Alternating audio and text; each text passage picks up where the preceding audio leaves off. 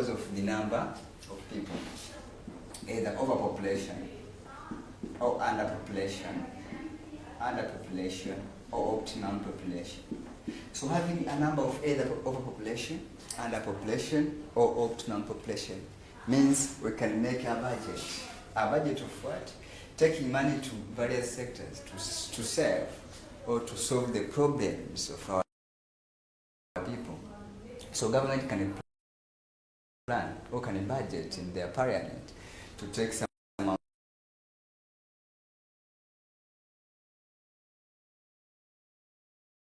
amount to distribute to different sectors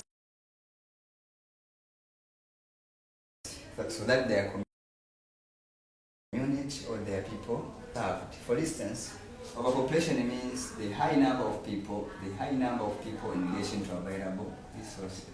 Here we mean we have few resources. We have just a few resources in relation to the higher or population density. This means will be negative to the community as people will fight each other to have the resources. Underpopulation means we have a few people in relation to many resources. So here you mean many resources are available, which means greater, while the people there are what? A few ones. This is somewhat a challenge or a bit challenging as some resources can be accessed or cannot be extracted by community, as we have just a few ones who cannot extract everything. For instance, we have a ton of 100 ton of the minerals like gold, but a consumer is only just one, which means one person cannot just extract the 100 ton of that mineral. So having underpopulation also is a bit challenging in population studies, as having many resources with a few ones means we have a little extraction of those resources.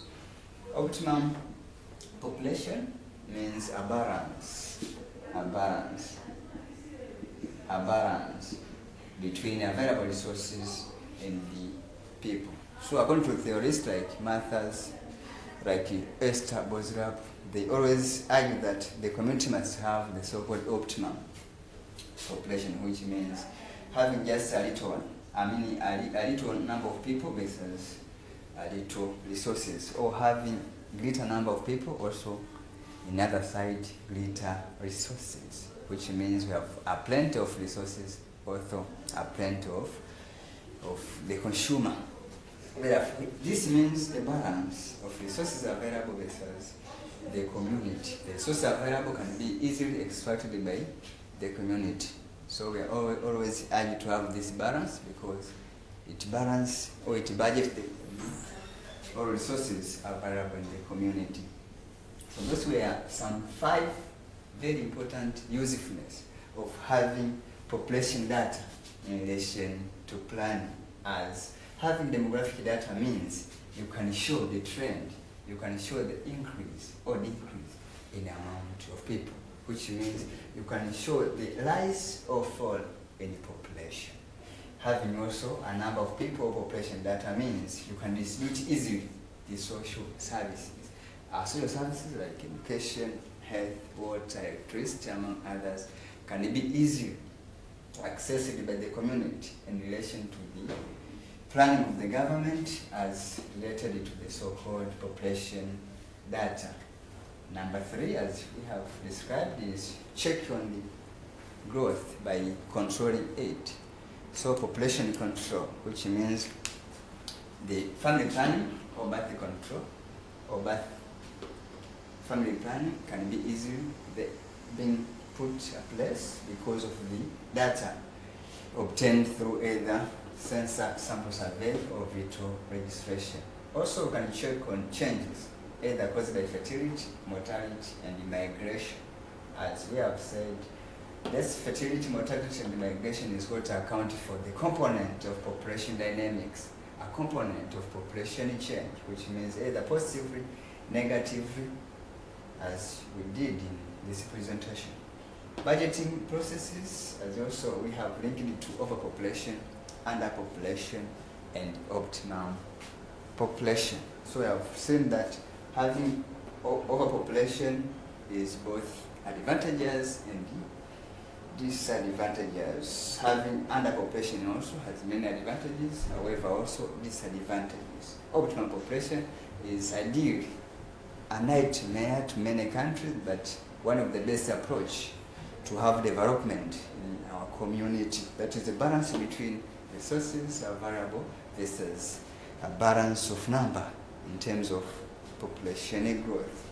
So generally we can say human population is both an asset and a liability. So a conclusive remark here is having human population is both an asset and a liability. It's an asset, which means it's an advantage as it creates technology, as it creates innovation. Having many people means you can have innovation, which lies to development of technology. Also, the second to make an asset of population is what we call market base. Having large number of people means market. So you can have many development in terms of industrial development because of having many people. However, also I have said high population also encourage labor supply.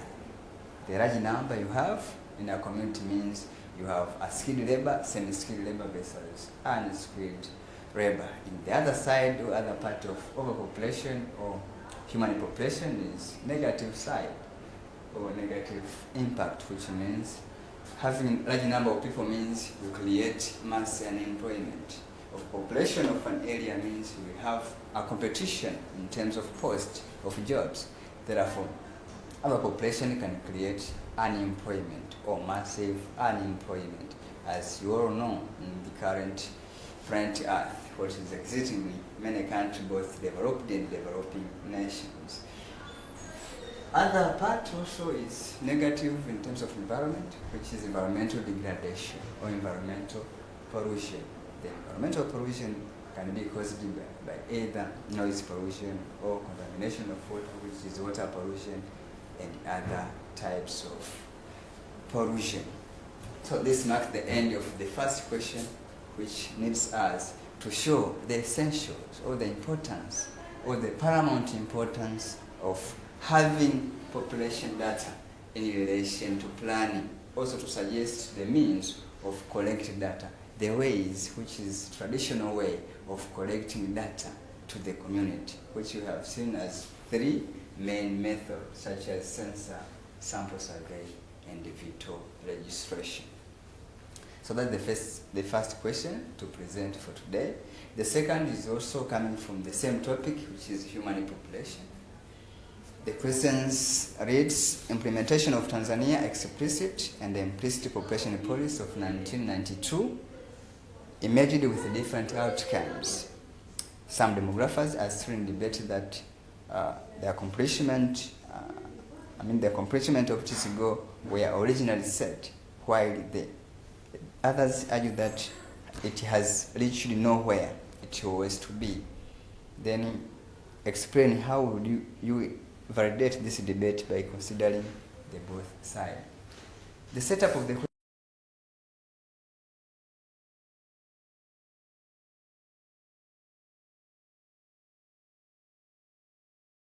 questions need us to show the so-called achievement and failure of population policy. Achievement and failure of population policy. So you can see there in our platform we have posted some questions there. You can read the question number 2 there, very clear.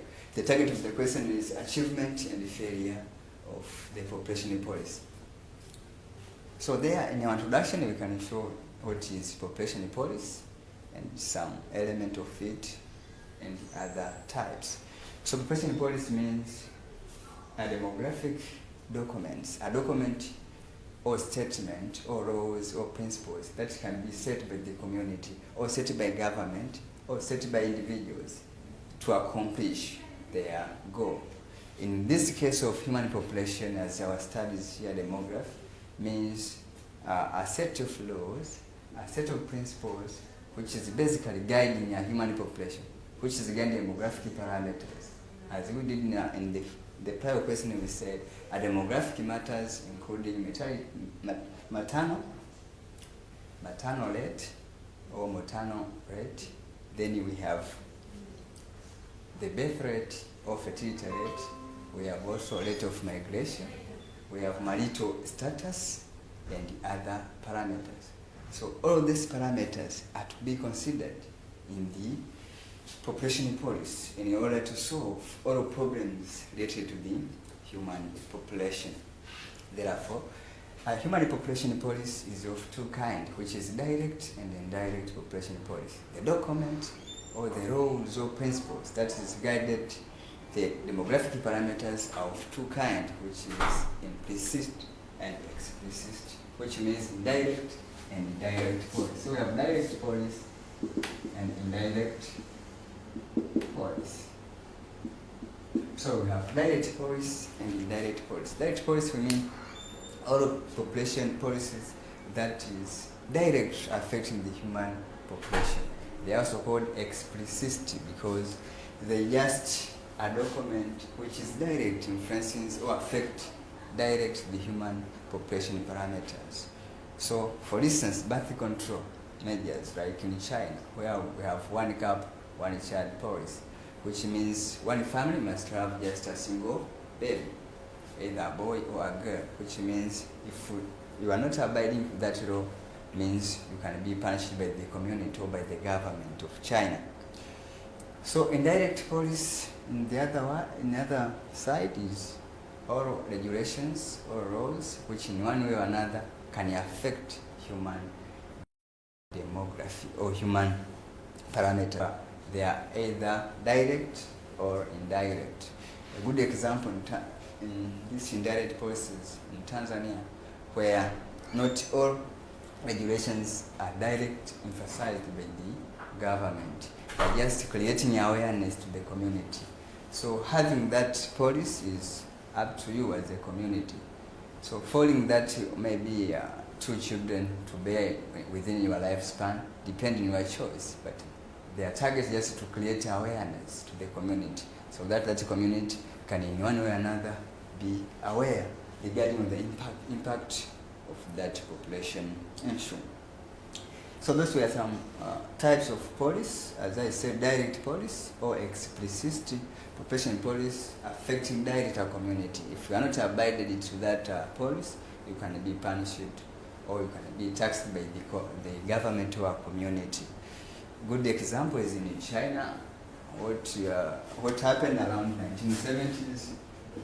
1970s up until now, where they approximately to have just 2 children per couple, which means one family must have just 1 to 2 children in their lifespan. But indirect, a good example is in Tanzania, where we just harmonized, or we are just having some regulations which can be followed or not followed direct by the community. But the target of the government is to give up the education to create more awareness on the impact of the overpopulation or impact of environmental degradation, impact of any parameters of our community.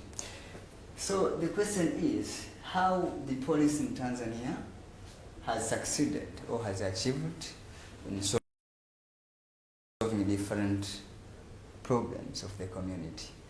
The other side is failure. How is our police being a toothless dog? Means has not achieved, as the other demographer here said in the quotation, that the police has not succeeded or has reached nowhere. It was to be planned. So the first part is achievement, how the police has achieved. So number 1 is awareness.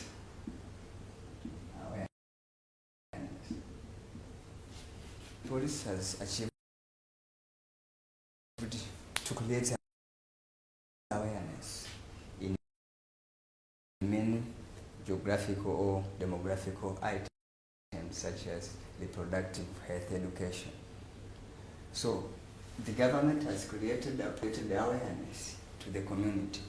Example, a policy on how to control our environment by encouraging many people to plant more trees to make a green city like in Dodoma and some parts of Tanzania.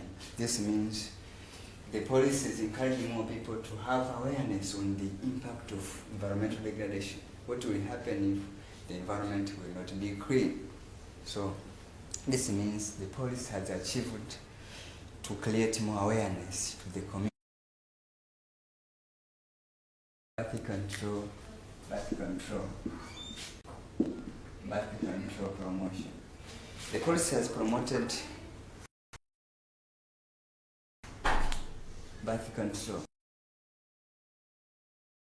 And as I have said, the country of Tanzania following indirect policy, not direct. So they have just given education to the community about the impact of rearing many children, or impact of having many children, which means the impact of overpopulation.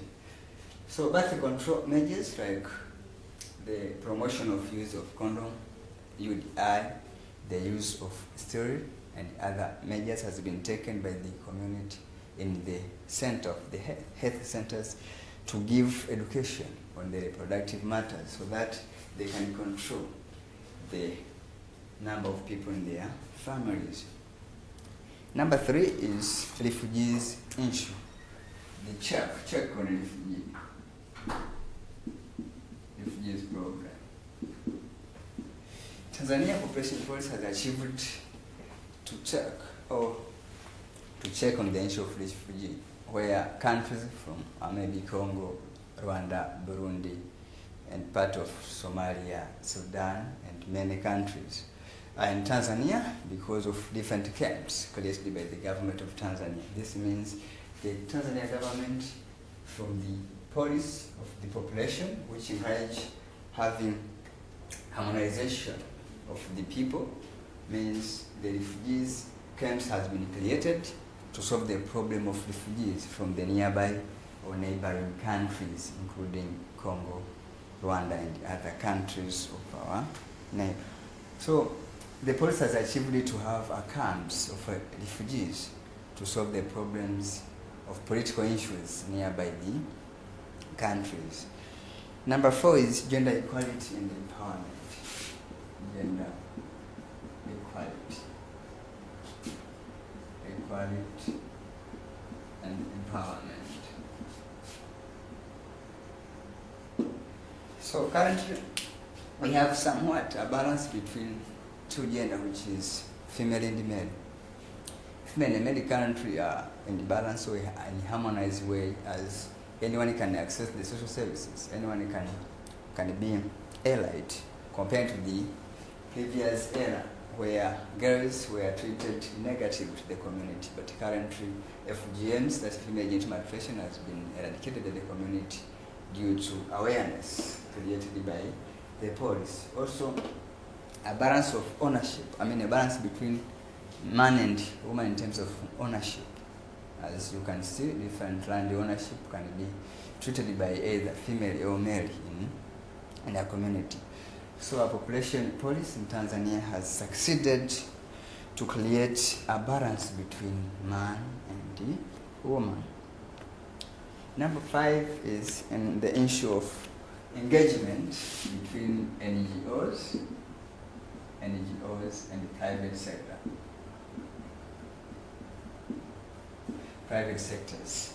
There is a balance, or there is an engagement between NGOs and the private with the government. As we all know that in Tanzania we have different sectors which are run by the private and NGOs. Take an example for this, our best university here, that is St. Joseph University, is owned by the private owner. This means the private sector also has been prioritized by the government to take in charge in education service. Also NGOs, you can take example from the lawyer or advocates, run by the private or some NGOs, which means also the police has encouraged the private sectors and NGO, non-governmental organizations, to take in charge of different activities in the country. So this also proves the achievement, prove the success of the police in the government. So the second part of the question is what we call failure, a toothless dog of the police. How that the police has not succeeded to some sectors, how the population police in Tanzania is not exactly succeeded in all sectors of the country. Number one, the failure number one, which is common to many countries, unemployment rate. This is the biggest challenge to many countries, including Tanzania, where we have a massive unemployment rate. So this means we have more literate or elite compared to the jobs or the post of jobs found in our locality. So this can be eradicated if the countries emphasize the entrepreneurship education to the community, which in one way or another will promote many people to be employed themselves rather than relying on employment from the country. The second point to make is incomplete gender equality. Incomplete gender equality. Incomplete gender inequality. Here we mean not all gender is harmonized in the community. As in the first point I said, there's a balance of female and male in a community. However, not in all sectors. Some sectors is still organized by the man compared to the female. So this means the population policy has never succeeded in all aspects of life, including the part of gender inequality. Come to law individual implementation of the policy. Law implementation of the policy.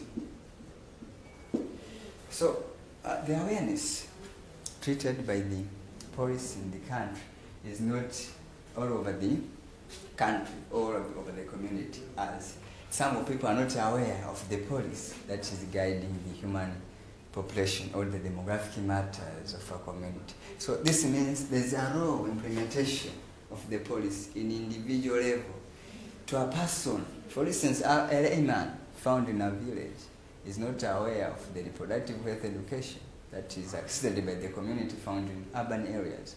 A layman from a village is not aware about the impact of road accident found in the congested areas like in Dar es Salaam and the other part. This means somewhat the police is a toothless dog, has not succeeded to solve all issues regarding the human population or demographic matters. So number 4, to make in relation to failure or toothless dog of our policy is environmental degradation.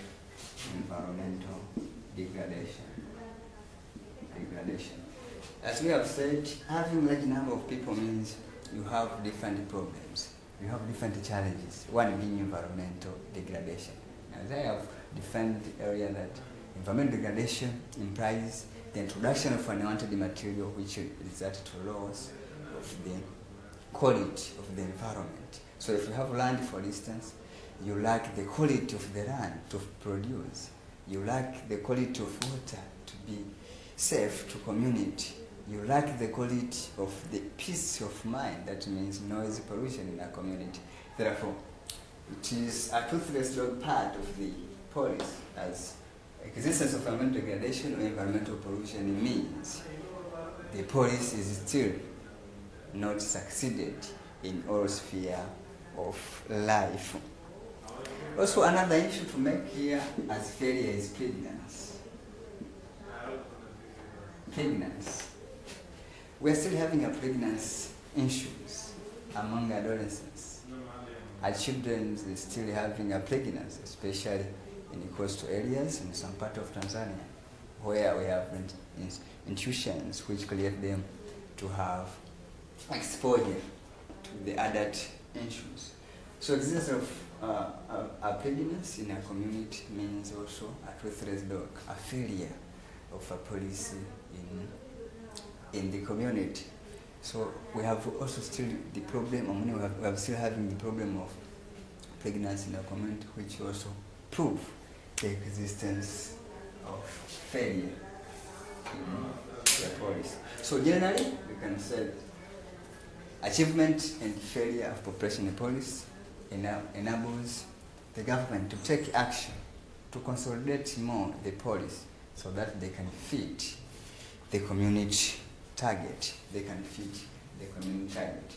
So generally, the questions needed is to show the success and the achievement or success and failure or toothless dog of a population policy, which roughly we said one of the achievement is awareness, which means creating education to community that makes them aware regarding to many issues, including the reproductive health education. Birth control is also succeeded or achieved by the police, as we have family control methods, including traditional and modern methods. The refugee problem has been successfully solved by the community, as many refugee camps in Tanzania has been created in many parts, including Kigoma in Tanzania, and the other part with camps. Gender equality and empowerment, which means women have been empowered by the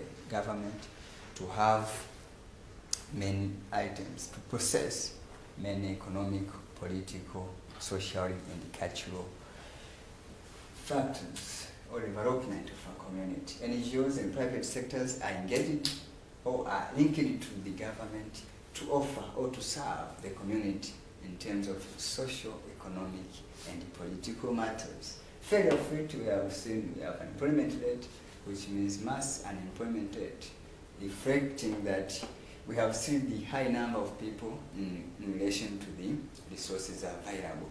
Also, the second is a complete gender equality, as we have seen. Not 100% we have succeeded to have a balance between having male status and female status in our community.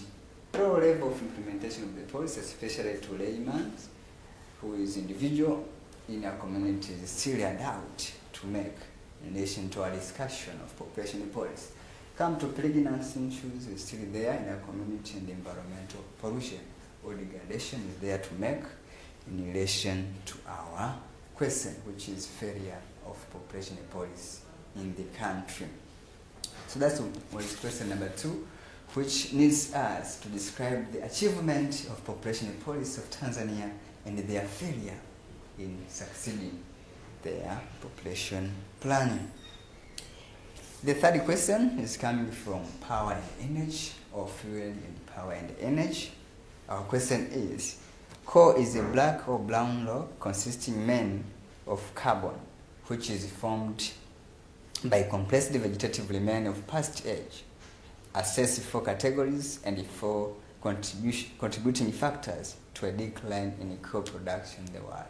So the question is coming from power and energy. Power and energy. Sustainable use of power and energy. The question demands us categories and factors for decline. Factors for decline in coal production in the world. So 2 parts, which is categories or types of coal, as well as factors for decline. Our reason behind for decline in power and the energy of coal, as our case study. So as we have seen, our question is started by defining the term coal. Coal means a black or brown rock consisting mainly carbon, mostly formed by accumulation of dead plants, dead organic matter, dead organic and inorganic matters accumulated or buried for a long time, then result to the compactness of that rock to make the so-called coal. So coal is of importance as is the part of the power and energy to the community, is a source of fuel to the community. So coal is of a great discussion in terms of power and energy. So we have different types to make in terms of coal, or types of coal, or categories of coal. One of the type is what we call peat. One being peat. So one of the category here is peat. Then the second there is what we call lignite.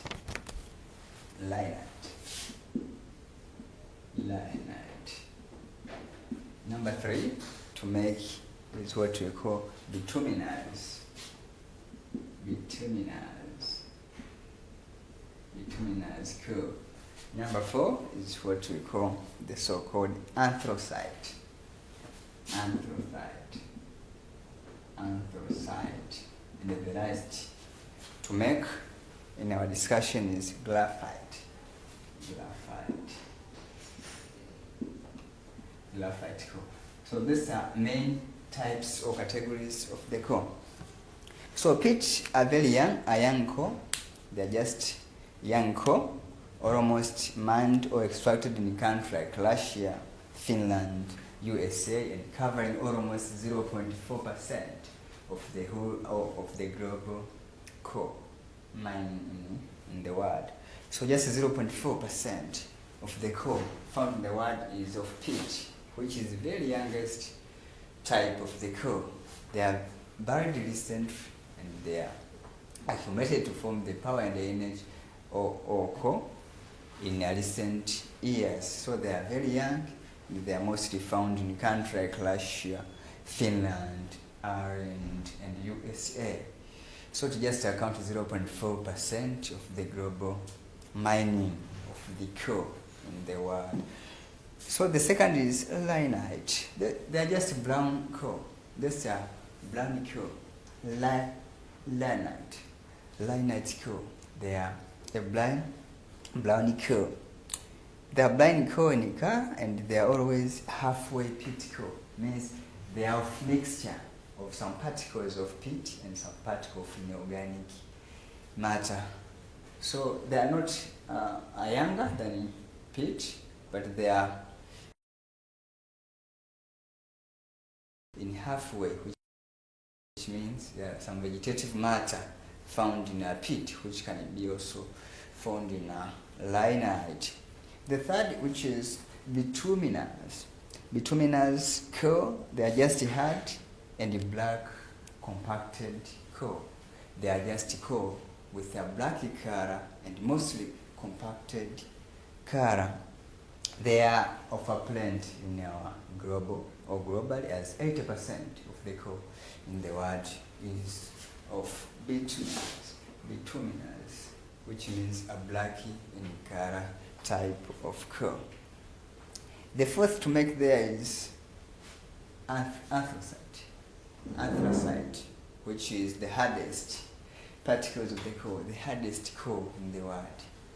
So the anthracite, they are just accumulation of dead organic matters which compacted for a long time, and sometimes they are very hardest part or the hardest coal in the planet Earth. The last to make there is graphite, which is the highest stage of the formation of the coal, and mostly they are not used for the generation of power and energy, but as the word itself, graph, means they are used in production of drawing equipment like pencil production, graphite coal. So just the coal which is not necessary to be producing the source of energy and power, but they are mostly used for production of other items, including drawing items like pencil. So those were many categories of coal found in the world, found globally. So I have presented to you peat, lignite, bituminous, graphite, and anthracite. So that's what the first part of the question, which needs 4 main categories of the coal in the global. The second part was factors for decline in production of coal. how production of coal is declined, a reason behind for decline in production of coal globally. So point number one is the transport, the means of transport. Means of transport. The factor for decline, reason for decline of coal in the world is number one, transportation challenge. Transportation challenge, which means a coal is a bulk material, is a bulk mineral, which means transporting it is very costly and sometimes you need a heavy machine to carry it. Therefore, transport costs and challenges of it has made many people to opt for alternative source of energy, not relying on the coal in the world.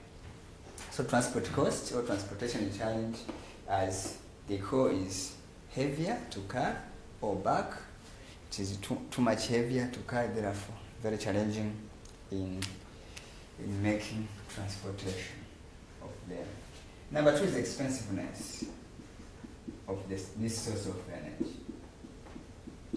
Many people have abandoned the coal as a source of energy due to being costly, being expensiveness.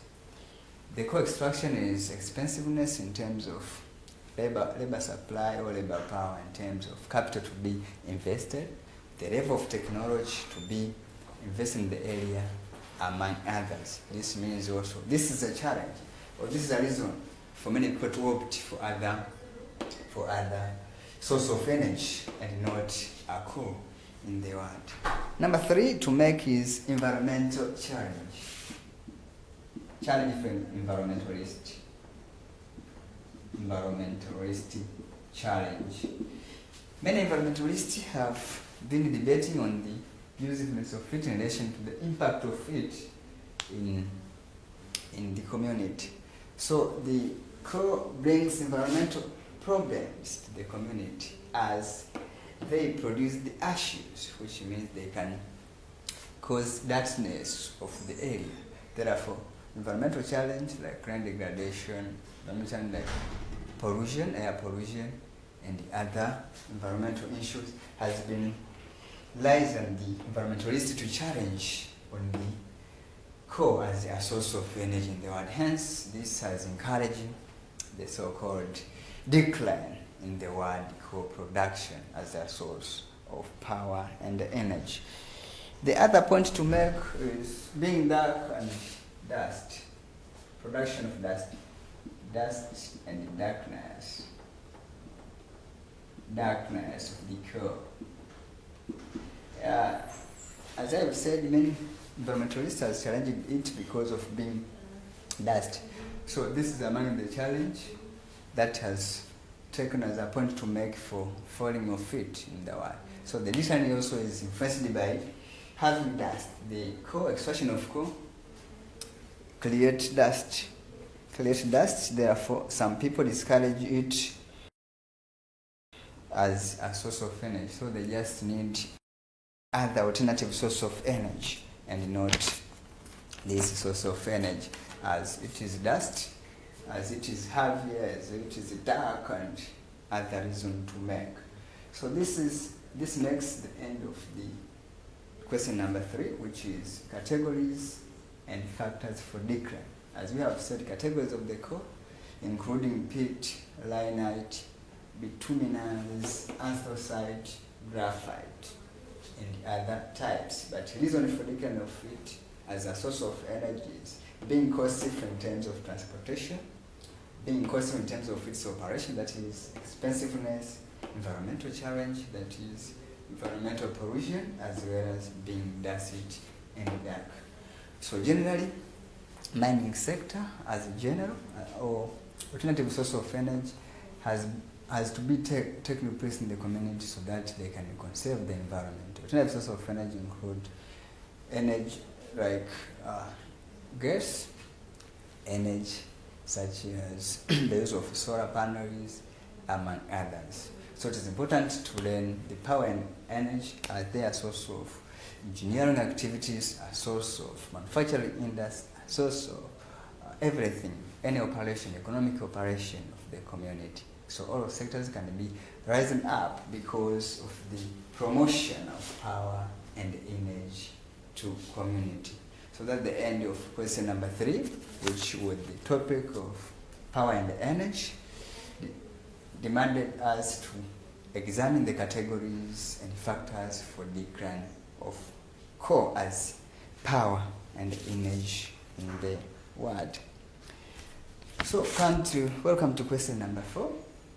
Question number 4, which is coming from the topic of agricultural development, which states, Mr. Kiwere, who is an agricultural officer from Sokoine University of Agriculture, visited the village meeting at Kiroro in Iringa.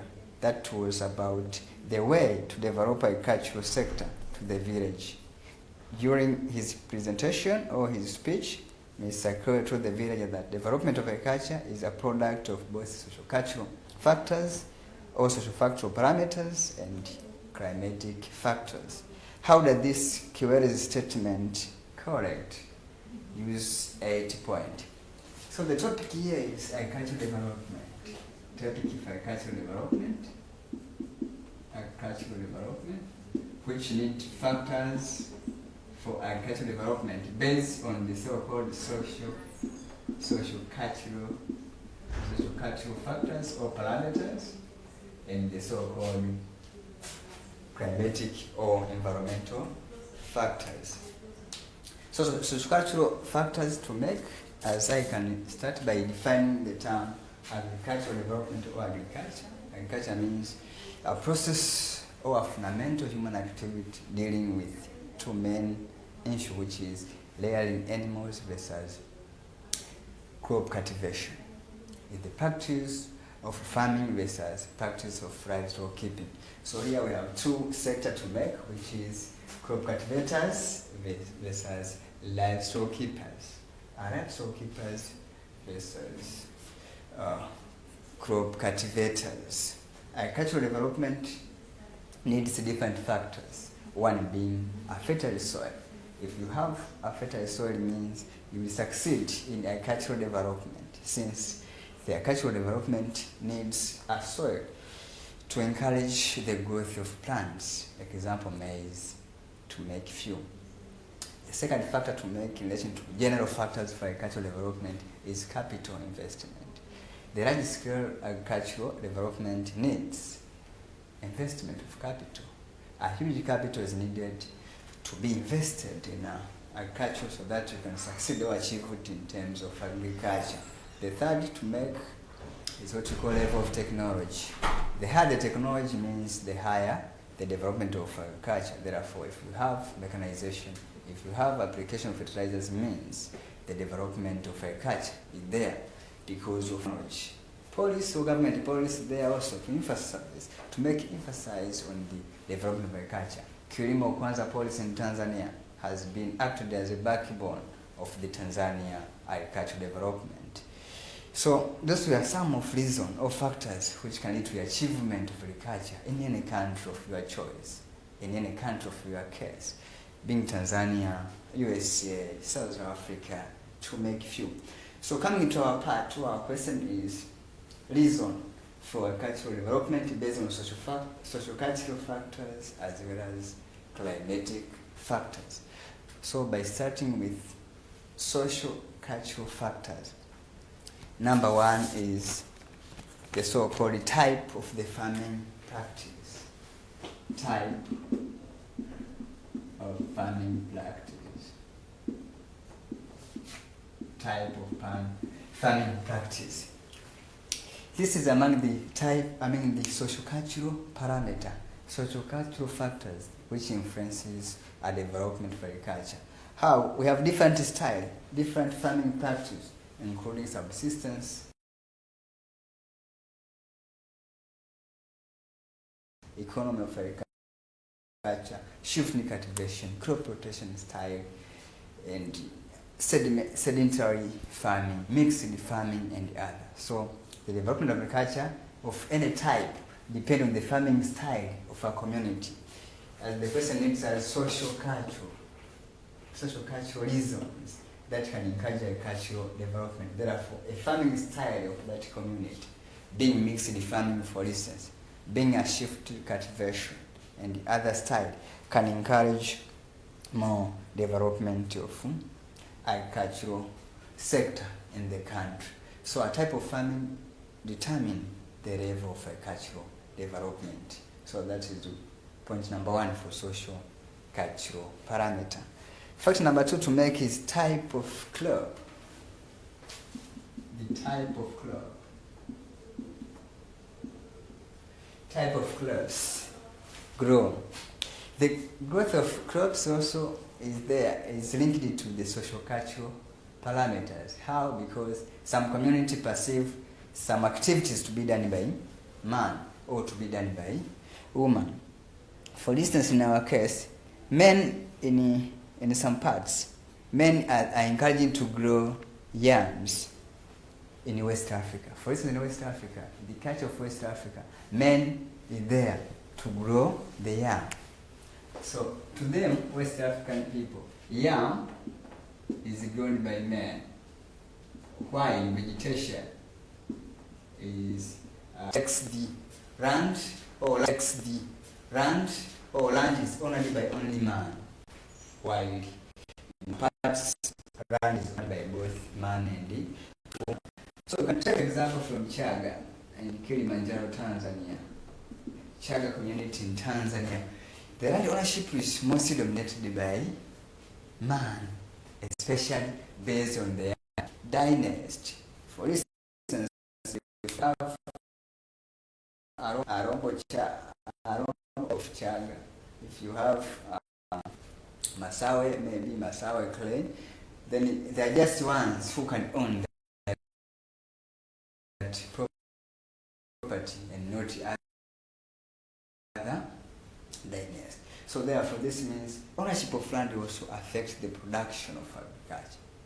This influences negative or positive the agricultural development, as land ownership means people will lose the land for production.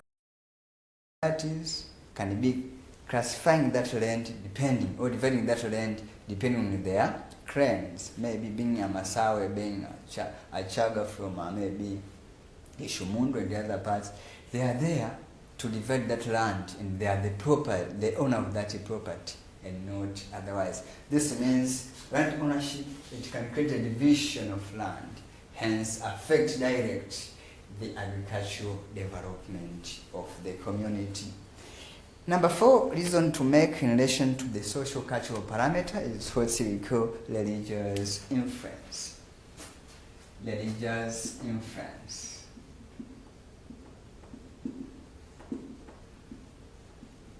Religious influence. Here we can find that each religion has its own perception. For instance, the common example here is rearing pigs. A pig in most cases is owned or reared by Christianity, especially Roman Catholic, while Muslims, Jews, Hindu are not accepting this issue of rearing pigs. Therefore, some religious influence can in one way or another affecting the livestock keeping as part of agricultural development in the community. Number 5 to make there is what we call scarcity and land conflict. Scarcity of land. Scarcity of land and conflict of resources. Conflict of land. So limitation in terms of land. So we have socio-cultural parameter of scarcity of land versus conflict of that resource. This means we have a shortage of land in relation to the agricultural production. This has been noticed in many countries, including Tanzania, where in Tanzania we have a Kibiti issue.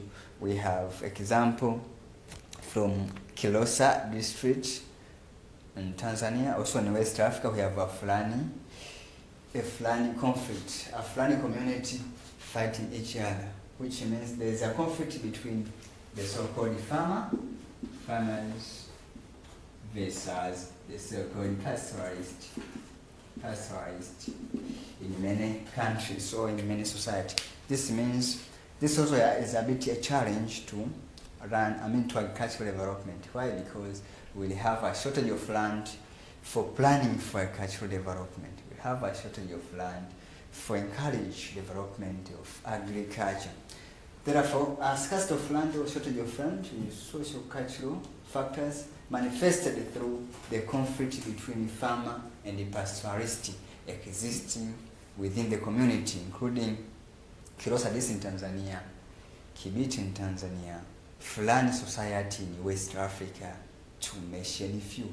So those were factors based on social cultural parameters or social cultural factors. The second side of our question is climatic reason. Climatic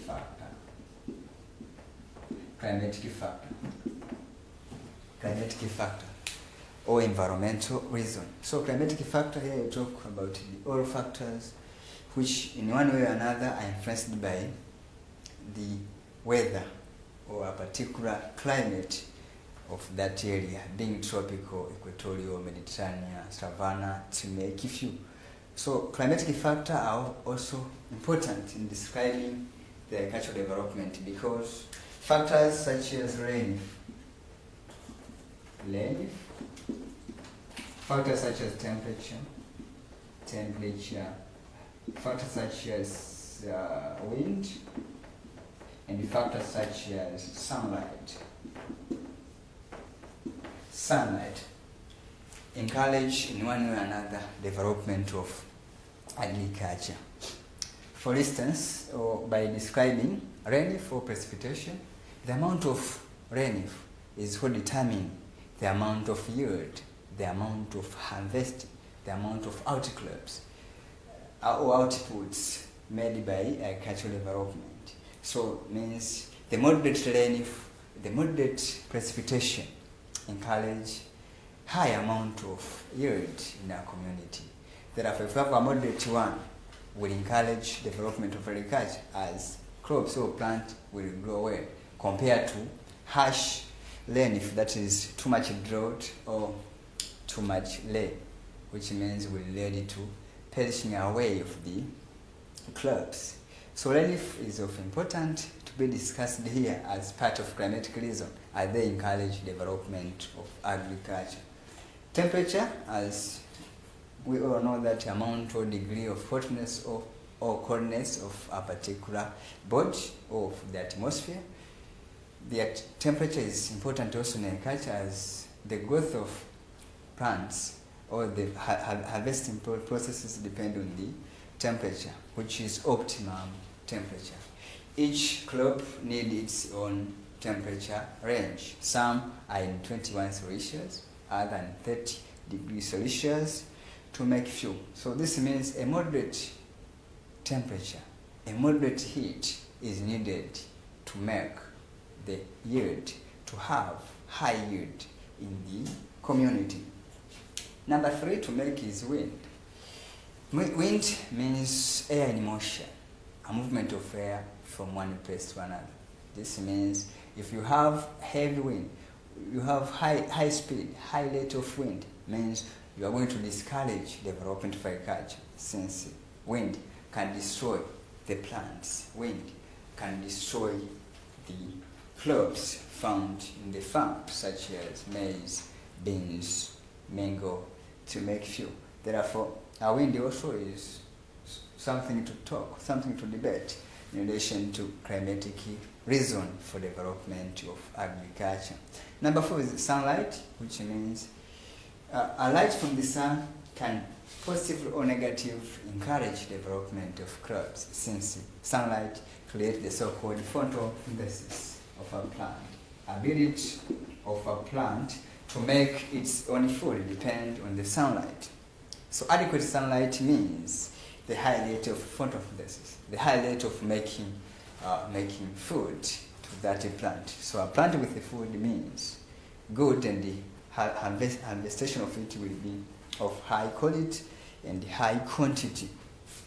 So that is sunlight, which means also can account the development of agriculture as it acts as a source of photosynthesis to that case or to that development of agriculture. So generally, or to make a conclusion of our essay, that is factors for agricultural development based on social cultural parameters and climatic factors, is having agricultural development means you are having assets, you are having advantages or usefulness to the community. The sector of agriculture, among other sectors in the country, example in Tanzania, has created or has given more development of other sectors. So for instance, in Tanzania, agricultural development has been termed as a backbone of development, a benchmark, a hallmark of the human development in the country, as it is a source of food to the community. Food found in town is from the layman, from the farmer, that is villagers. Also, agriculture is a source of raw material to manufacturing industry. You have an industry, yes, but if you have no raw material like sisal, rubber, cotton to manufacture different items in your industry, you are no longer to succeed in your sector of manufacturing industry. So agriculture also is backbone of economy, as it offers raw material to the community, that is industry. Also, there's also of revenue, that is individual collection of money, and sometimes the overall national GDP, gross national development is linked to the agriculture, as some farmers of large scale who can contribute to the taxes of the country, paying taxes, and give them to back as employment revenue to the community. So they are source of collection of money or revenues to the community and the country in large. So the other also importance is agriculture is a source of development of town and the cities. As I have said, agriculture is the backbone of the country, as it offers food to that community. It offers development of manufacturing industry, which in one way or another promotes the trade. Trade is a center, is a source of town. In Tanzania, for instance, you can talk about Dar es Salaam, the city like Mwanza, and the other areas of your choice.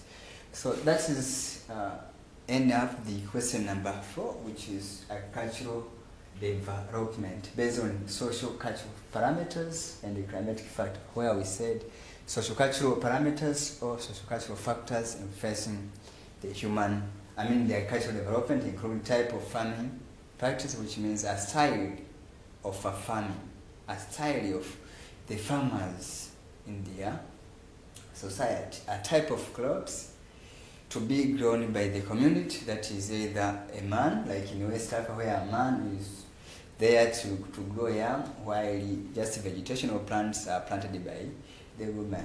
Land ownership, that is a property ownership, especially land, is linked to the so-called community, which means if you are Chaga, for instance, a Masawe clan from Kilimanjaro can have or can own the land, not other tribe of the other side. Religious influence, where we have said the religions like Jew, Hindu, and Muslims, they are not encouraging the development of livestock keeping, like pig development.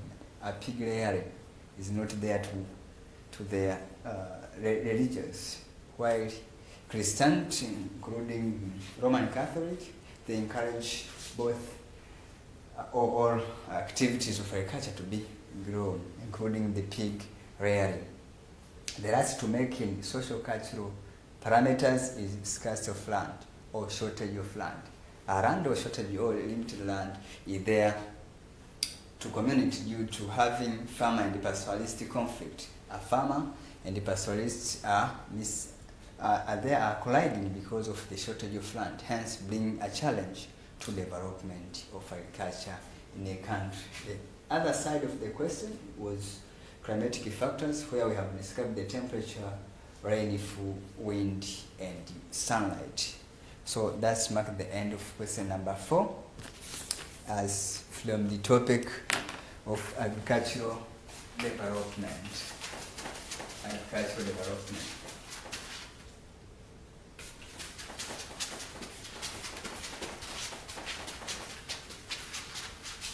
So question number 5, as you can view it in our platform here down, as we have given some questions here down. Question number 5 reads, forests play an important role in stabilizing different ecological systems. The ecological values are necessary for community for the community, for economic values as well as social values. Despite of this potential of forest, deforestation has been a top agenda in the world stories. The 3 effects of deforestation and 5 strategy to be employed to promote forest conservation and management in the country. So the question is coming from sustainable forest. Sustainable forest. The topic is sustainable forest or timber industry. Timber industry.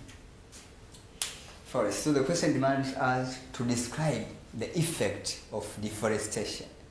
As the quotation is, having the forest being ecological, economical, and cultural values to the community. But the world agenda, the world stories is saying we have many parts of the world with deforestation, which means what are the impact of that deforestation to the community, and what should be done to revamp, to remedy, or to take a remedy to the destruction of the forest in the community, so that we can have those potentials, those values or importance of having forest or timber to community. So forest means assemblage of trees with varieties of species. You have a tree like Miyombo in Tanzania, oak, and the other tree in Tanzania, which can be used for wood production and other material production. So deforestation is our key word here to make deforestation, because the question is effect of deforestation in the country or in the community. Deforestation means an act or a process of clearing forest. Act or process of clearing forest. It can be either by natural means, which means a fire, a natural fire. A volcanic eruption can also destroy the vegetation cover that is forest. And also human being can destroy it by deforestation. By cutting down for timber and the other material construction. Therefore, the sector of timber industry is linked to deforestation, as deforestation means clearing away the forest. Clearing away the forest. So our target here is to encourage more development or harmonization of the forest.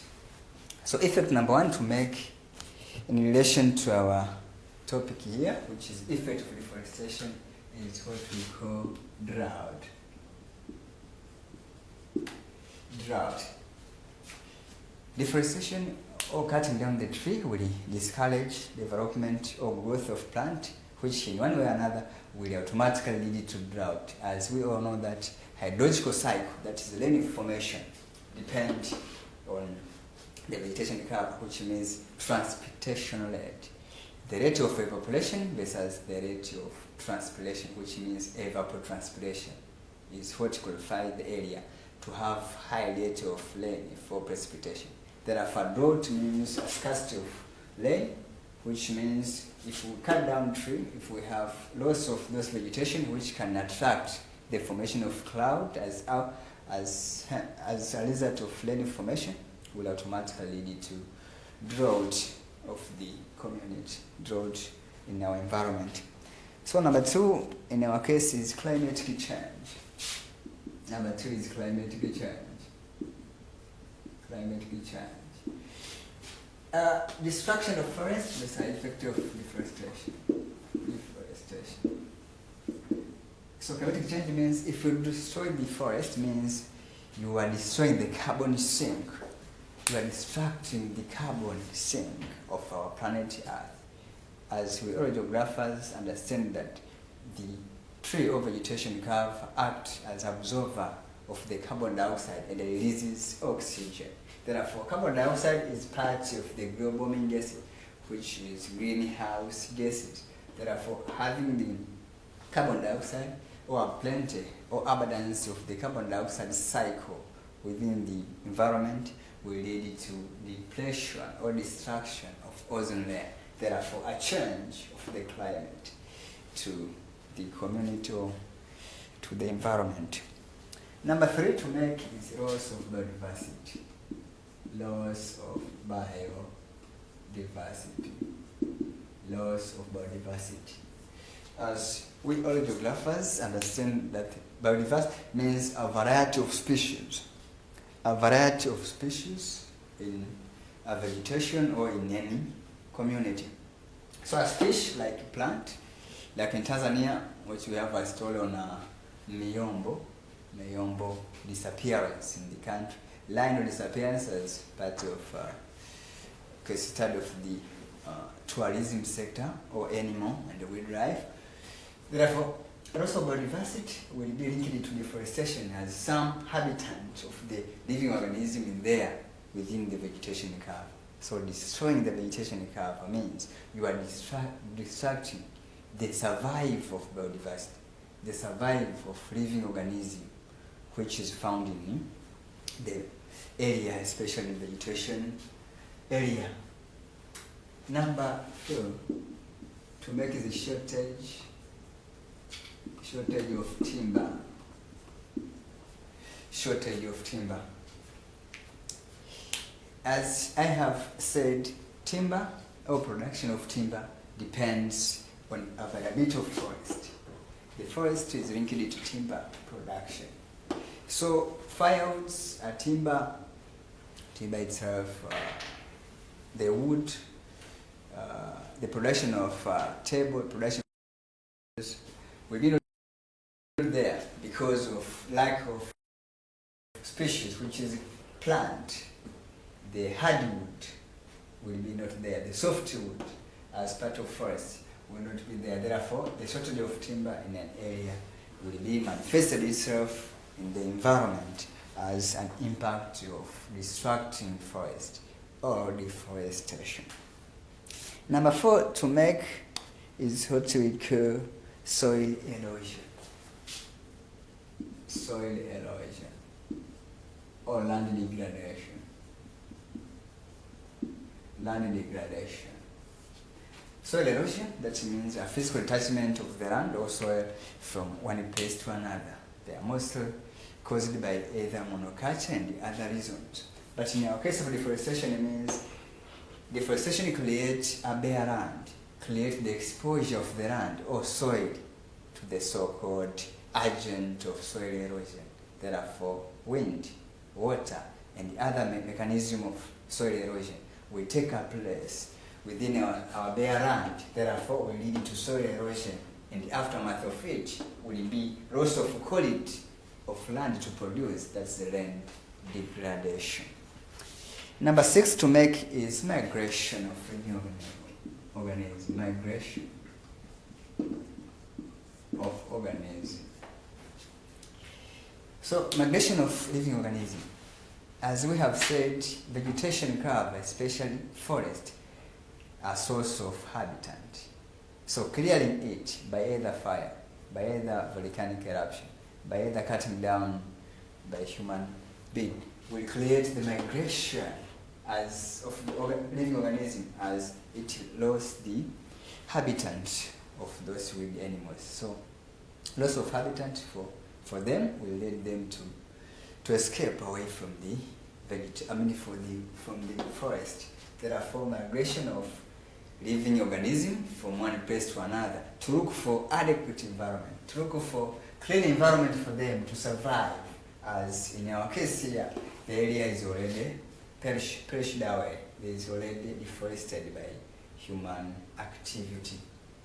The second side of it was what we call remedial check. remedial check. Remedial check, or ways to minimize the impact of deforestation, or you can say ways to conserve the environment, ways to promote the forestry industry, way to conserve and manage the forests, in other words. So we have many remedial check, many ways to minimize the impact of deforestation in the community. So number one is education, environmental education. Environmental education. So there should be provision of environmental education. Education which will create awareness to community. Awareness on how the forest industry is of paramount importance to the community. Is of a big deal regarding to human survival. So this awareness will help them to keep away from the negative human activities, including uncontrolled mining, uncontrolled agricultural activities, a random construction of habitats to make fuel. Number two, technique to take is by having strict laws and principles. That are just principles, laws which will promote the development of forestry industry in the country, or laws which will be punishing the wrongdoers, those who are clearing away the environment, that is forest in our case. So those laws will encourage many people to be harmonious, to be encouraged enough to conserve the environment of our country. So also use of alternative source of energy. Alternative source of energy. One among the reasons for deforestation in our country is the relying of firewoods as a source of energy or as a source of fuel. Therefore, many people just clearing away or cut down the wood, a hardwood, or a woodlands or a wood forest to create the firewoods. Therefore, if we generate alternative source of energy, encouraging more the use of gas, a natural gas, like Songo gas, which is currently used by the community in Tanzania, Mtwara Strip, or the natural gas from Mtwara, which has been distributed to many parts of the country in Tanzania. So this will encourage a friendly harmonization of the human activity in relation to the environment, since this will encourage using the alternative, the friendly source of energy, and abandoning the alternative, the source of energy, which is firewood. Another technique to take is afforestation and reforestation. Afforestation and reforestation technique. Afforestation and reforestation technique, which means afforestation means planting a tree in an area which does not exist by that plant, while reforestation means again planting the plants which has disappeared due to human activities. Therefore, encouraging planting more trees by afforestation and reforestation will automatically encourage development of forestry industry in the country. So another is protection of the forest from natural hazards. Protecting forest from natural hazards. Natural hazards. So one of the sources of losing forest, that's deforestation, is the natural hazards existing in the environment. And natural hazards may include volcanic eruption. A volcanic eruption can in one way or another act as a hindrance to the forest, since they can bury the forest or the vegetation curve of our community or of our environment. So natural hazards such as volcanic eruption, the fire outbreak, and volcanism or volcanic eruption will automatically lead to deforestation, while the check of it or protection of our vegetation cover from that natural hazards will automatically lead to us to enjoy the benefit or the importance of having forestry industry in the country. Therefore, to make a summary of it as our conclusion, forestation or forest industry is of paramount importance in our environment as far as social, cultural, and economic reasons or importance are of important to discuss. One is being source of employment opportunity. Many people has been employing themselves in carpentry activity or timber activity, like production of material, like a table, a chair, among others, which means the sector of timber industry has employed many people to be employed in the sector of timber. The second importance to make is what we call source of revenue to the community. A timber industry is a source of community's income, a source of individual, sometimes also a national income, as they are paid by the industrial owner, the owner of the timber industry. Also, the owner of timber industry is also paying the laborers, is paying the tax to the government, hence leading to the collection of revenues, collection of taxes to the community. Another importance is generation of raw material for further development of other sectors. Timber industry acts as a source of raw material for other industries, including manufacturing industry. Raw material, for instance, palm and paper or paper and printing industrial development is linked to woods, is linked to the forest or tree. So having a tree, then you can have an industry producing papers, producing pencils, and other items. Therefore, another importance of having forest industry is by having raw material to the community. So generally, this marks the end of the effect of deforestation and way forward. As we have said, effect of deforestation including drought, which means lack of rain, climatic change, which you have said due to carbon dioxide existing in the area. Also loss of biodiversity, that is loss of living organisms. A variety of living organisms is lost due to deforestation, as forestries are part of habitat to them.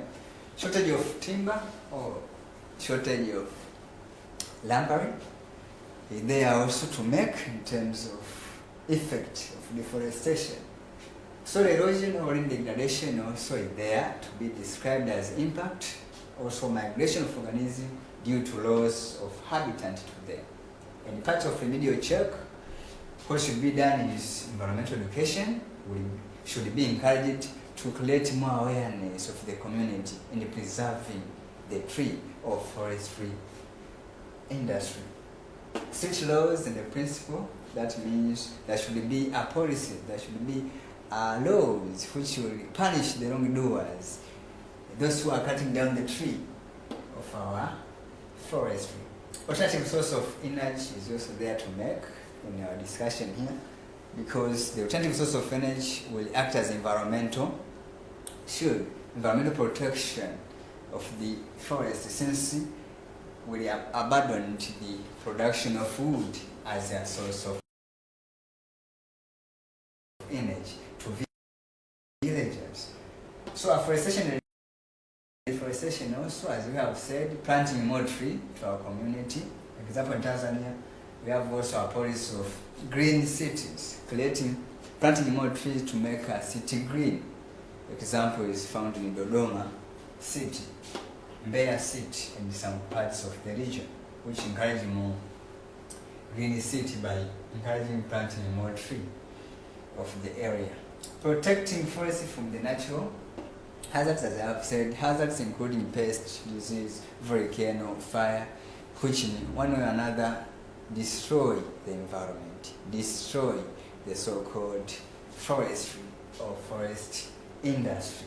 So that marks the end of question number 5, which is from the sustainable use of forestry, or you can call it timber industry.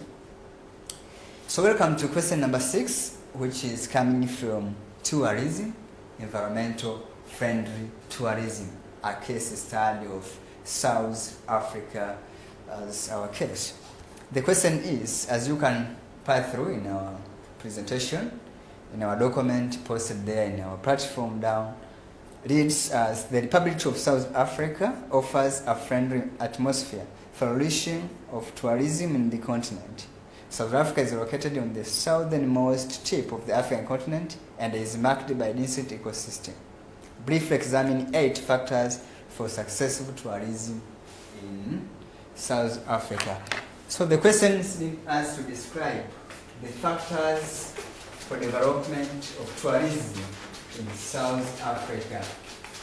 As we all know that South Africa is found in southern tip of the African continent. Southern tip of the African continent. So we have different factors which have led or resulted into development of sustainable sustainable tourism in the country in South Africa. So the question needs us to describe the factors for development of tourism in South Africa. So South Africa, as I have said, is found in the southern part of the African continent, is mainly featured by Mediterranean type of the climate, and is one of the best country in tourism industry, one of the case studies to be enjoyed in the sustainable tourism in our lovely subject, which is geography. So factors for development of tourism in South Africa, as I can explain what is tourism as movement of people from one place to another for either leisure, study, or sometime amuse, for leisure, for study, or sometimes for enjoying the environment. So tourism is there to make amusement, to make refreshment mechanism to people, there to refresh. So many people can take a trip for just study or for just leisure. Some are there for leisure and some are in tourist attraction for getting knowledge, that is education purpose. So South Africa, as I have said, is mainly featured by good climate condition, which is Mediterranean. The climate or the weather condition of South Africa attracts almost many countries to be visiting that country. For instance, people from Finland, Netherlands, USA, Britain, to make a few, can enjoy the environment of South Africa, as the environment of South Africa is of a good condition to suit a variety of people found in different parts of the world. So factors influence the development of tourism in South Africa. One is what we call accessible wildlife. Accessible wildlife. Accessible wildlife. A good example there is Addo Elephant National Park. Example is Addo National Park. Addo Wildlife National Park in South Africa, or Addo Elephant National Park in South Africa. So many people visiting the South Africa country because they have accessible wildlife. They have many attractions in terms of animals, including elephant. For example, we have a national park dominated by many elephants, which is Addo Elephant National Park in South Africa. So this makes the people from different parts of the countries or different parts of the world to visit South Africa to see what is the importance, what is to enjoy in elephant viewing or in viewing elephant found in Addo national park. So the second point to make, as I have said, is good climatic condition. Good climatic condition, which I said it is a Mediterranean type of climate. So a climate of South Africa, I have said, prior is encourage or promoting many visitors from different parts of the world, as even the people from Europe can enjoy the environment of South Africa, as the environment of South Africa is somewhat similar to the part or some parts of Europe, like countries like Britain, Finland, Netherlands, Germany, USA, and the other part of the world. Number 3 to make is accommodation. Accommodation. Having more accommodation. Accommodation. More accommodation. Having excellence accommodation. Excellence accommodation. So in South Africa, we have more development of hotels, motels, restaurants, which helps people to enjoy the environment of South Africa. A good example in South Africa is 12 Apostle Hotel. Example is 12 Apostle Hotel in South Africa. This is a 5-star hotel found in South Africa, which can accommodate many people in the country. So a 12 Apostle Hotel is one among the reasons to facilitate or to examine the development of South African tourism, because having accommodation like restaurants means you have assured the survival of human being. If you have assured with accommodation like hotel or motel, means it acts as a promotion to the survival of human or man in different parts or for different activity. Another is excellence conference facility. Excellence conferences. Go to Durban in South Africa.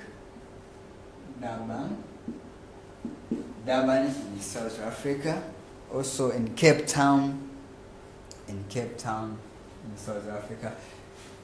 They have many conferences. A special room for discussion, a special room for conferences, for meeting, different meeting. So many people also are attracted to go to South Africa because they are assured of the different conferences, the modern conferences found in areas like KwaZulu-Natal, Cape Town, Durban, and other parts of South Africa. Another reason is development of infrastructure. Infrastructure development.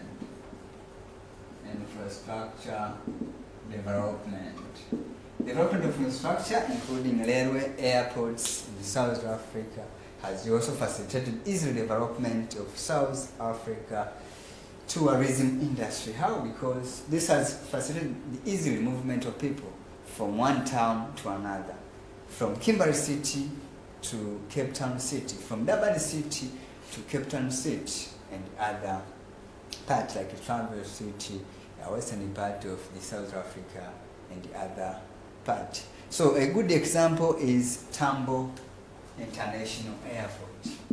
Tambo International Airport. Tambo International Airport, which has facilitated easy development of South Africa tourism because of easy and accessibility of some places in South Africa by moving passengers from one region to another region, from one best city to another best city. The other is the political factor, that is government influence, the government support. The government has made a support toward development of sustainable tourism in South Africa, since the government has injected some amount of money, US dollars, to the sector of tourism to promote or to save the survival of tourism, to save the development of South Africa tourism industry. Therefore, the government has encouraged more visitors, has opened up the door, has removed the barrier of the external migrant. Therefore, the many visitors from different places has visited South Africa because of the support of the government, because of the regulation of the policies guiding the industry of tourism in the country. Example, allowing or removing the tariff, a barrier or tariff in border or nearby boundaries or borders. Therefore, this marks the development of tourism in South Africa to be one of the best in Africa, and as far as the global or world is concerned. Another point to make is what we call diverse culture. Diverse culture. You have traditional culture versus what we call traditional culture and township African culture. The culture of South Africa is of two kinds, which is African culture, which is town African culture, and the traditional African culture. That means a Zulu culture and a Western culture. This culture, example, traditional Zulu village. Visiting a village of Zulu village. A Zulu village has been created there to preserve a culture of South Africa, especially a Zulu culture. So therefore, someone can visit South Africa to look for a Zulu culture, a Zulu village, so that in one way or another can enjoy the cultural aspect of South Africa traditional culture. Number 8 to make is having a scenery, a good scenery, attractive scenery, attractive landscape or scenery, landscapes. South Africa has a number of attractions, a number of natural attractions, one being a Table Mountain, another being a Kruger National Park. Kruger National Park, a Table Mountain, all this has been landscape attraction to visitors. So many people has been visiting the South Africa tourism because of attraction of some areas, including Kruger National Park, Garden Route found also in South Africa, as well as Table Mountain in South Africa. So those are some 8 reasons as questions as you can pass through in our handout taken released to you in this platform presentation. Question number 6, which needs just 8 factors to make for development of tourism, which is roughly is accessibility in terms of wildlife, where we have Addo Elephant National Park, Addo Elephant National Park in South Africa, good climatic condition which favor both a black color or a black skin color versus a white man in the country. So accommodation of people in the country, which means having development of hotel, motel to make fuel, means there is a possibility of having main development in sector of tourism as people will enjoy the environment of the country. Conferences found in KwaZulu-Natal, Cape Town and Durban has been also a discussion to make here as a factor for development of tourism in South Africa. Infrastructure development, the development of transport and communication, especially railway transport, and as we have already example of Tambo International Airport has created a paramount discussion in factors for growth of tourism in South Africa. Political reason or political factor, that is the governmental support. A support from the government, which I have said, the support from the government is either by provision of loan and grants by providing the skilled labor, by providing income to that sector, by providing or allowing more people to enter their country, by reducing the tariff, by reducing the tax to foreigners. This has promoted the sector of tourism in the country. Also culture, the cultural aspect, that is the cultural value, which is African traditional culture versus the Western culture, as I did. Example is Zulu village as one of the African culture, where you can have aspect of culture, or you can view different things regarding the traditions and customs of the Zulu culture in a Zulu village. Also attraction in terms of scenery or landscapes. That's attraction or honeypots of the environment in South Africa, which we have said we have a Table Mountain as an example. Table Mountain, and the Kruger National Park. Kruger National Park, and also our game reserves versus Table Mountain as one of the examples to describe the point of attraction of the landscape in the community. So generally you can make a conclusion of our essay here by providing the importance of tourism industry in South Africa. The tourism industry in South Africa has been and is continuing to provide a variety of importance or paramount contribution to the economy of South Africa. One is generation of national income. The sector of tourism is generating a national income to the South African government. The second being internationalization or recognition of South Africa as a father of tourism in the world, as the father of tourism in Africa, to be specific. So South Africa is well known because of the good development of South African tourism. So a sector of tourism has led recognition of the country to the world. Globally is viewing South Africa as a part of a tourism center, as a part of world tourism center as far as Africa is concerned. So another importance to make there is development of infrastructure. So as we have said, social services is encouraging you to be there because of the income generated to the sector of tourism.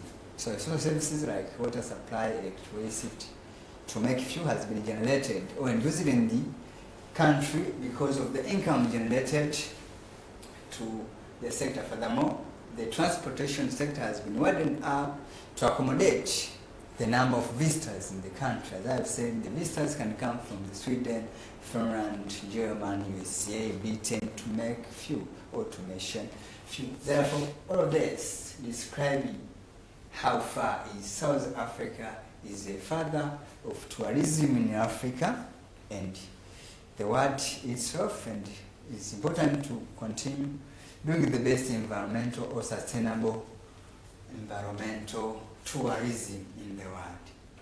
So that marks the end of question number 6 as we have presented. So last question for today is question number 7, coming from the topic of transport and communication sector. Transport and communication sector. So the sector of transport and communication sector marks our today's evening presentation of Geography Chapter 2.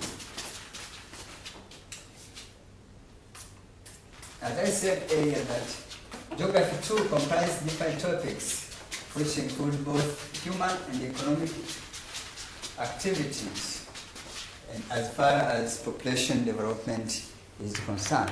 So our our question in number 7, which you can view it in our platform down there, as we have given to you some questions. So question number 7 reads, account for 8 advantage of air transport of other means of transport. Advantage of air transport over other means of transport. So as I've said, the topic is transportation. Transport and communication. Transport and communication. So the topic is transport and communication. Our topic here is transport and communication. Transport means a movement of people from one place to another. A movement of people from one place to another. Transportation.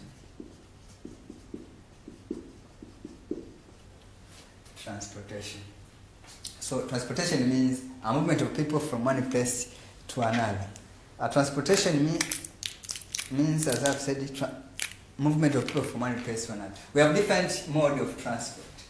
One being air transport, as the question needs us to describe air transport.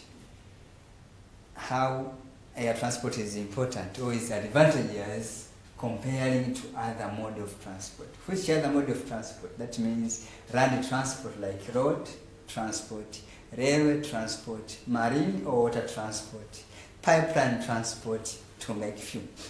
So the question needs us to compare or to take advantages of having air transport when comparing it to other means of transport. Taking air transport in relation to or by comparing it to land transport like road.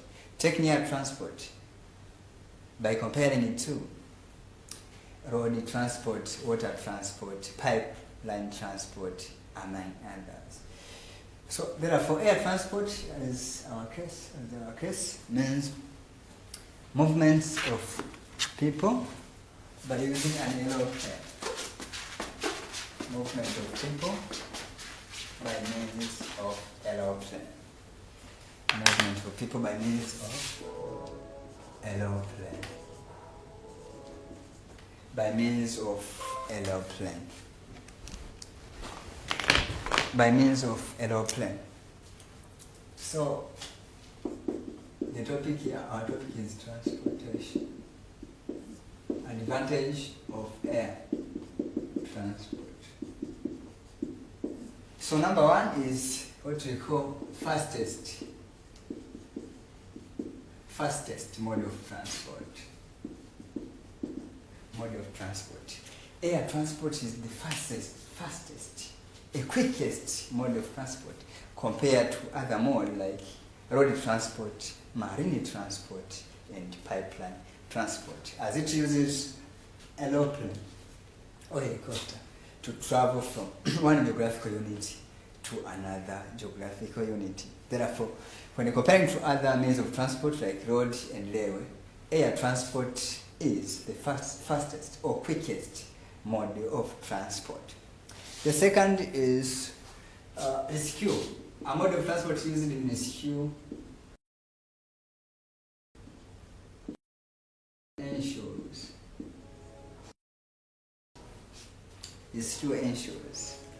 That means during a disaster, air transport is commonly and the quickest one to solve the problem exactly by the disasters. If you have an earthquake, for instance, you have a tsunami, you have a volcanic eruption, you have a tropical cyclone like hurricanes, tornadoes, whirlwinds.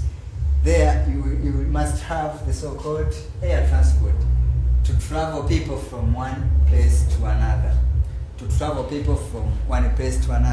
Since the air transport is the fastest, as we said, and the quickest, so people injured by the natural disasters can be easily carried away or can be easily transported by the means of air transport. A symbol of national prestige. It is a symbol of national prestige. Having air transport means you have a prestige, a prestigious life to the country. A country is qualified to have a better life in terms of development of transport if the transportation sector is of air transport or air mode of transport. Therefore, air transport is a symbol or a sign of national prestige in the country. Air transport also connect inaccessible areas. are remote areas which are not accessible by other means of transport, such as road transport, such as rail transport, navigation and transportation, to make few, can be easily accessed by means of air transport, since air transport is just a sector which uses a plane or airplane to fly around the atmospheric condition of your surrounding. So it can connect one place to another which is not connected, which means inaccessible area. It is also a comfortable means of transport, comfortability factor. In relation to other mode, as I said, we have road, railway, navigation, pipeline, and the other. Air transport is of comfortable or high degree of comfortability, since this mode of transport ensures the comfortability means of transportation of goods and transportation of people in the community. Another is tourism development. Tourism development. Unlike of other means of transport like road and railway, this can link people from distant places, people from Europe to come to your country because of air transportation. So you can have visitors, you can have tourists from the Western countries, from the European countries, because of high development in air transportation. So as we have presented in question number 6, that South Africa development is linked to the Tambo International Airport, the development of air transport in South Africa. This brings us the confidence to state that any sector, including tourism development, can be there or can be developed due to air transportation. Number 7 to make is what we call not affected by physical, not affected by physical barrier.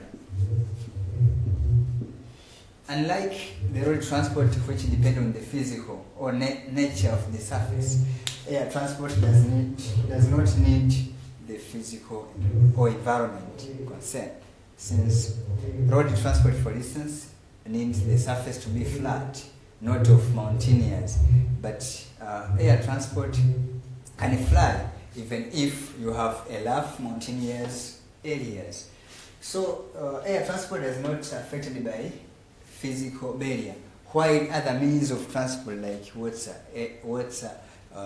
land transport like road, land transport like pipeline can be affected by the physical nature or physical barrier of an area. The other point, or number 8 point to make, is the sector of air transport can transport many people and goods at once. So you can have transportation of safely many people and many goods from one place to another. Especially also you can transport the perishable goods like fish from one place to another, because we have said this mode is the fastest or quickest mode of transport compared to other modes. So you can have many people and many commodities to be carried by this industry of air transportation. The last point to make for today is this mode of transport is very useful in security purpose. For security purpose. Point number 9. Air transport is easily or is simply to use purpose. For instance, a military can travel from one place to another. A military can use helicopter to travel from one place to another for military purpose, for running away from maybe from the foe or from the enemy. Therefore, a military sector can be developed due to air transport, unlike transportation means like railway transport water transport, and pipeline transport. So generally, the transportation sector is affected by different problems. As we are making a conclusion of the question number 7, we can say the transportation sector is affected by different challenges, including lack of enough capital to make, lack of enough capital to invest in the sector of transportation, especially air transport. As we all know that air transport needs a capital intensive, need high or huge amount of investment in the sector. Air transport also is affected by the labor intensity, which means needs the high skill labor to be developed as the sector of air transport. So a skilled one is only ones who is needed to be developing the air transport. So generally, advantages of our question, which is that air transport in relation to other means of transport, may include, number 1, fastest or quickest mode of transport. As we have said, they are very quickest mode of transport, which is used for rescue issues.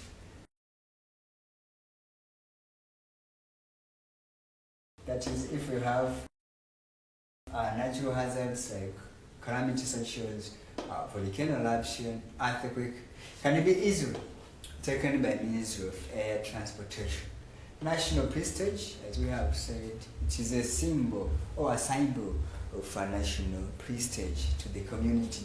The other is connection of the inaccessible areas. Air transport can connect a distant location, a distant geographical location. Therefore, it is very potential compared to other means of transport. Number 5, we have said comfortability reason, comfortability importance, which means the safest and comfortable transportation means is air transport when you compare to railway and road and the other means of transportation. The other was tourism development, where we have cited the Tabo International Airport in South Africa as one of the reasons for development of tourism in South Africa. In this case also, the tourism of any country can be there because of the visitors from outside countries can be visiting your place because of development of air transport. Not affected by the physical or natural environment, that's the physical being. Mountains and other rift valleys and other barriers cannot affect direct the development of air transport.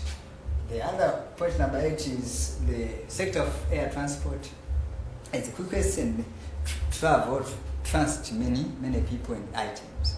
So commodities and the goods can be carried at once from one place to another in relation or compared to other means like water, pipeline, and railway. Right.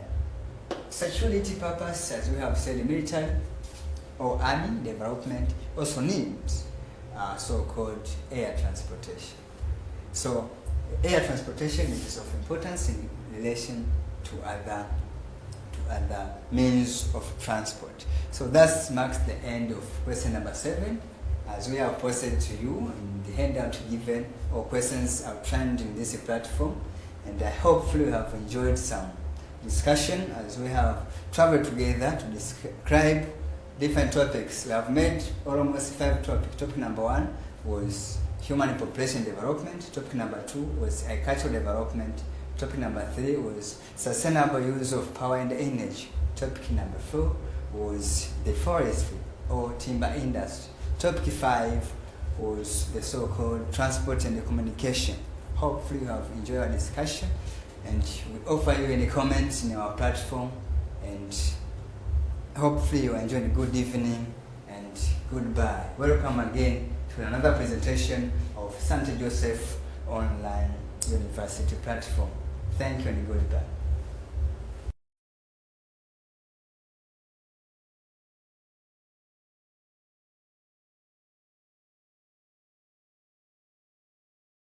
Will be from the sector